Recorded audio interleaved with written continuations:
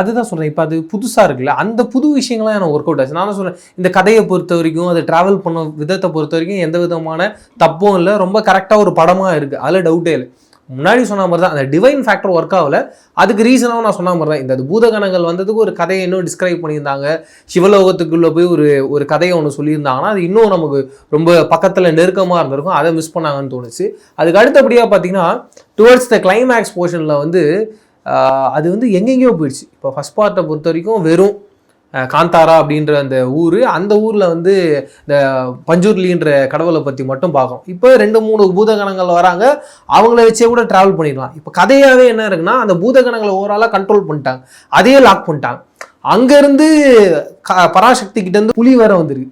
இப்போ அந்த புலியோடைய பவர் வந்து நம்ம ஹீரோவுக்கு வந்துருச்சு அப்படின்னா கூட அந்த ட்ராவல் கூட நார்மலாக இருந்துருக்கும். இவங்க இன்னும் அடுத்த ரேஞ்சுக்கு என்ன போயிட்டாங்க, சிவன் பார்வதி வரைக்கும் போயிட்டதுனால இது ஓவராலாக மேலேன்னு போய் அந்த பயங்கரமான ஒரு கதை தான். ஆனால் ரொம்ப பயங்கரமாகவே படம் ஆரம்பத்துலேருந்து இருந்ததுனால நம்மளால் அந்த ஹை பாயிண்ட்டை உணரவே முடியல.